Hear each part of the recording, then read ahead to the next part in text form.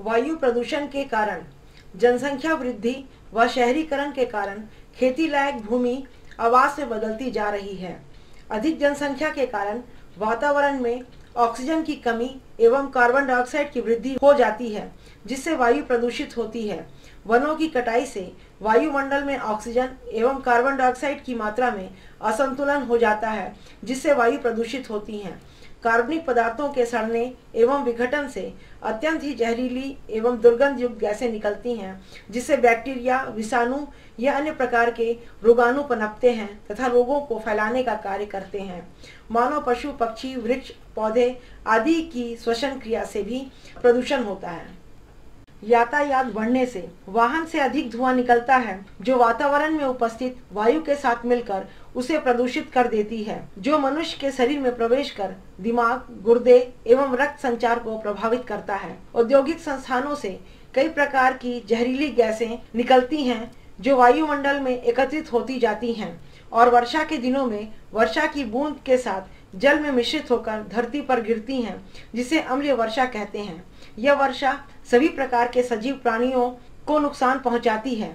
मिट्टी में अधिक होने से इसकी उपज पर भी कुप्रभाव पड़ता है। शादी विवाह तथा पर्व त्योहारों के अवसर पर पटाखे छोड़े जाते हैं, जिससे धुआं, कई विषाक्त गैसें एवं राखें निकलती हैं, जिनके कारण वायु प्रदूषित होती है।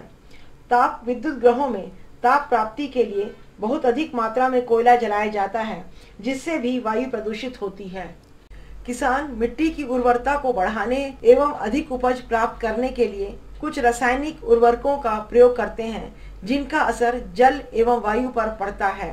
कीटनाशक दवाइयों के प्रयोग से भी वायु प्रदूषण निरंतर बढ़ रहा है।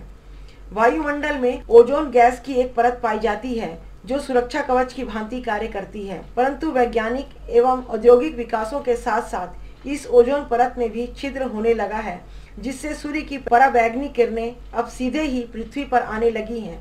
इसका कुप्रभाव सभी सजीव प्राणियों के स्वास्थ्य पर पड़ने लगा है। इसके कारण कैंसर जैसे भयावह रोग के बढ़ने की संभावना हो गई है। आणविक स्टेशन, औद्योगिक संस्थान, रासायनिक कारखाने आदि वायु प्रदूषण के मुख्य कारण हैं। इनसे हानिकारक एवं जहरीली गैसें निकलती हैं। ऐसी प्रदूषित हवा में सांस लेने से व्यक्ति के स्वास्थ्य पर बुरा असर पड़ता है। भोपाल गैस त्रासदी इसके उदाहरण हैं। परमाणु बमों के निर्माण में रेडियो एक्टिव समस्थानिक तत्वों का प्रयोग होता है। ये तत्व की प्रकृति अस्थायी होती है। इनसे गामा किरणें तथा उप परमाणु कणों के विकिरण निकलते हैं। ये विकिरण न केवल मानव के लिए घातक होते हैं, अपितु इनका खतरनाक हानिकारक प्रभाव पशु पक्षी, पेड़ पौधे एवं अन्य जीवों पर पड़ता है।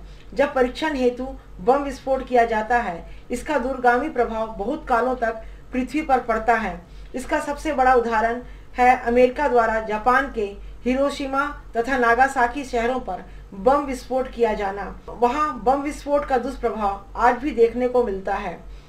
मध्य निर्माण शालाओं तथा चर्म शोधन शालाओं के आसपास के क्षेत्रों से अत्यंत ही दुर्गंध युक्त हानिकारक गैसें निकलती हैं, जो वायु प्रदूषण का कारण बनती हैं। सार्वजनिक मूत्रालयों तथा शौचालयों में सफाई की पर्याप्त व्यवस्था न होने से भी वायु प्रदूषित होती है। विलायकों का प्रयोग स्प्रे, पेंट, फर्नीचर, पॉलिश आदि में तथा रासायनिक प्रयोगशालाओं में विलायकों का उपयोग विभिन्न किस्म के पदार्थों को बनाने में किया जाता है। अधिकांश विलायक हाइड्रोकार्बन होते हैं। जब स्प्रे, पेंटिंग अथवा पॉलिश किया जाता है, तब यह पदार्थों तथा सूक्ष्म कणों तथा वाष्प के रूप में वायुमंडल में मिल जाते हैं, जो वायु प्रदूषण के कारण बनते हैं। अब तक 100 से भी अधिक प्रदूषण पदार्थों का पता चल चुका है, जो वायु प्रदूषण में सक्रिय भूमिका निभाते हैं, परंतु carbon dioxide, nitrogen oxide, nitrogen और अमोनिया, रेडियोधर्मी पदार्थ आदि मुख्य रूप से जो वायु को प्रदूषित कर देते हैं।